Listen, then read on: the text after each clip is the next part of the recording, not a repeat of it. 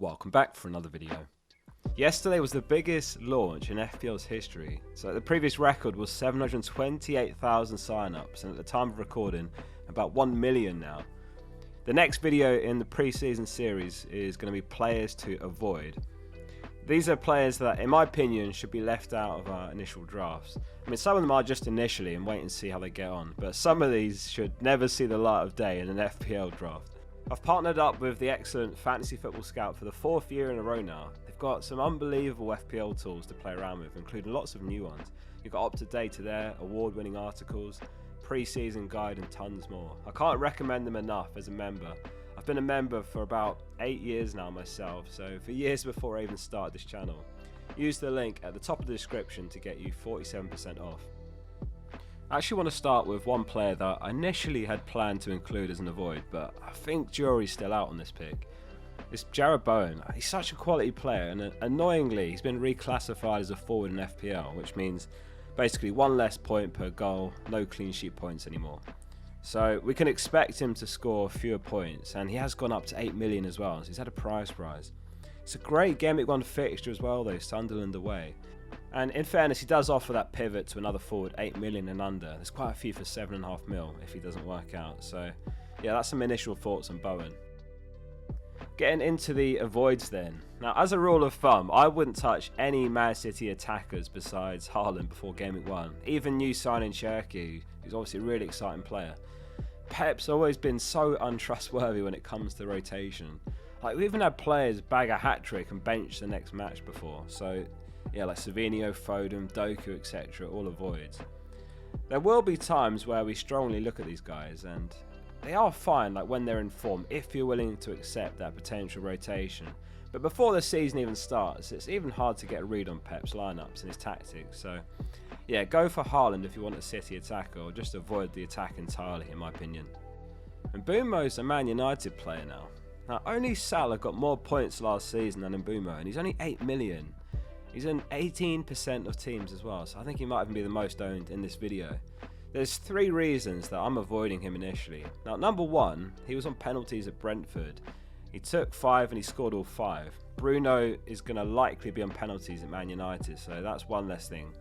Now, number 2, he scored 20 goals, but that was from 12.5 XG, which is a huge anomaly. Obviously, elite players are expected to outperform their XG, but not by that much and not that consistently. And lastly, it's a new team for him, new manager, a new system to adapt to. So for me, he's in wait and see territory. I'd probably put Cunha in the same boat as well, but he does feel a little bit likely to replicate last season's output. He didn't take a single penalty, so it feels like he could do the same again. It wouldn't surprise you. I mean, if Mbumo scored 20 goals again, that would surprise me personally, but not ruling it out. I mean, Man United, in honesty, just feel like hard avoids right now, besides Fernandes, I would say. Bruno still looks amazing as an option, and he's going to come away with some defensive contribution points quite a few times this season. Bamford up next. Now, those that have played FPL since the 2020-21 season will have some good memories of Bamford. Rafinha, Bielsa's Leeds side in general. 194 points Bamford got that season, and he was 5.5 million. But yeah, he's an avoid now, even at 5 million. He didn't start a single game in the Championship last season, so enough said. Dino up next. If you know, you know. He's the ultimate FPL troll. Now, he has reportedly agreed to exit Villa anyway, but it's a tradition to include Dino and the players to avoid videos, so here he is one last time. I mean, we've all been burnt by Dino at some point if you've played FPL for at least a year. Like, in my case, a few years ago, he scored an own goal in the dying minutes of a game to also wipe out his own clean sheet. So that was like a -7 point swing, including bonus points. Thanks for the memories, Dino. By the way, Maatsen could be an interesting one for 4.5 mil, assuming Dino does indeed leave, right? Like, maybe they sign another left back, but perhaps it'll be Maatsen first choice and then Alex Moreno backup left back.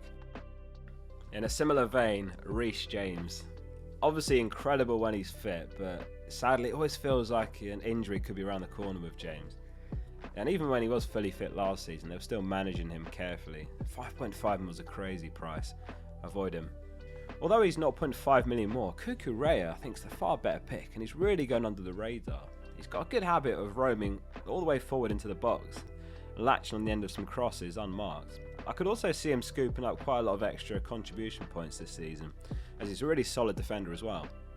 Some Newcastle players next. I'm actually going to include all the wingers, so Gordon, Murphy, Barnes and new signing Elanga. Now you probably guessed it, but the problem is they've got 4 players competing for 2 spots now. It's fantastic squad depth and Hull's going to need it, but none of them feel completely nailed now. Murphy was one of last season's top bargains, 159 points, and he was only 5.5 mil. At one point even 5.2 mil. Elanga's best position is that same flank though as Murphy, and then obviously you've got Barnes competing with Gordon, so I would go for Isak or no Newcastle attackers initially and see if anyone can nail down a spot. Similar situation at Liverpool that we'll talk about next. Now they're in an incredible position where they've got 4 fullbacks competing for those 2 spots, and really good fullbacks. It's Robertson and then new signing Kirkes left back, and then it's Bradley, a new signing Frimpong right back. Robertson, to be fair, is on the decline. I think it's fair to say that, and Liverpool fans would probably agree. So Kirkes has got a lot of promise. He loves to bomb forward down the left, and he's got tons of energy, so he could end up being the best pick and the most nailed. That's my gut feeling at the moment. Bradley and Frimpong is insane competition, so they're all avoids initially, unless you want to go for Van Dijk. I'd probably avoid Konate as well. Just give it a few weeks and then reassess if you want a Liverpool fullback. Havertz managed 12 returns and 21 starts last season, which isn't too bad. He's only 7.5 mil, but Arsenal are negotiating for Gyökeres. Could be another forward if it falls through. And yeah, if they do sign a striker, that could mean basically a reverse out of position Havertz playing behind the striker. Could be as a left-sided 10 next to Odegaard potentially. Avoid Havertz. While we're on Arsenal then, Madueke has arrived this window for big money and he can play on either wing. Arteta loves a versatile player like that. Obviously right wing is Saka's spot, so we could see him getting games in left wing, competing with Martinelli and obviously Trossard if he doesn't leave, but either way, doesn't look nailed right now, avoid him. Spurs kick the season off home to Burnley, and under Frank, we're predicting an improved defence. If Pedro Porro does start in Game Week 1, don't get me wrong, he'll be an excellent pick for that game, but 5.5 mil is so expensive when he didn't even manage 100 points last season, and Spence broke through into the team as well, in left back and right back at times. Keep an eye on Udogie for that reason though. If he's getting reliable, consistent starts in pre-season, he's only 4.5 mil, which is a really generous price for comparison. I'm going to be tracking all the lineups in my pre-season guide coming soon on this channel, so make sure you are subscribed for that. It'll be all teams and everything of note will be covered in that video. The market odds widget just went live as well on the Focal app and on FPL.page for members. Have a look at this. So the projections are heavily favouring Spurs in Game Week 1. They've got the second highest projected goals of all teams, and they've got the best clean sheet odds of all teams. Van der Ven is 4.5 mil as well. Plus, yeah, in terms of attack, there's Kudus in midfield, looks quite tempting, and Solanke up top. They're the 3 that I'm looking at currently. Search FPL Focal in the App Store if you want to install it, or FPL.page from your browser. Trusted by over 200,000 managers last season. And lastly on Spurs, I hate to say it, but Son for 8.5 mil, I'm going to put down as an avoid, even with a price reduction. He's 33 now, and his minutes were all over the place last season. He had injury problems, fitness issues. He just doesn't seem to have the legs anymore to start every week and smash out 90 minutes. And we want FPL players that are playing 90 minutes wherever possible. The longer someone's on the pitch, the likelier they are to get your return. Alright, besides defenders I suppose, if they come off just after 60 with the clean sheet locked. I wouldn't be surprised if Frank uses the like of Kudus down the left wing lots. He can play either wing as well. He's got a few options and yeah, despite the fixture I'd swerve Son. Solanke and Kudus, as I say, more appealing picks for that Burnley home fixture at Game Week 1. Lewis Skelly's been reclassified from midfielder to defender, and he's the most owned Arsenal fullback as well, so that's great news surely. Well, like the Liverpool situation, it just feels too risky in my view. Lewis Skelly and Calafiori are competing for left back, and then you've got Timber and White competing for right back, so avoid all of them, and only buy Gabriel or Saliba if you want an Arsenal defender, or Raya of course in goal. Those 3 are nailed and safe picks. Some other players that aren't quite avoids but treading the line that I just feel like maybe are worth a discussion. Marlon for 5.5 mil is interesting. Bailey and Asensio both gone, so there's a chance that we go into Game Week 1 with Marlon starting down the right side for very cheap.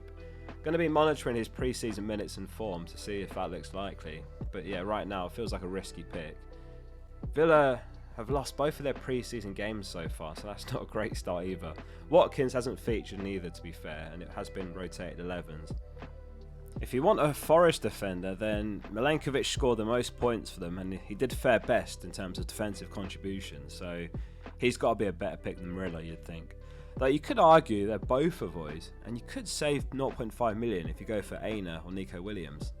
Are there any other players that are worth avoiding? Are there any you disagree with in this video? Leave a comment below of your thoughts, including on the Bowen reclassification. Thank you for watching, and see you soon for the next one in the pre-season series.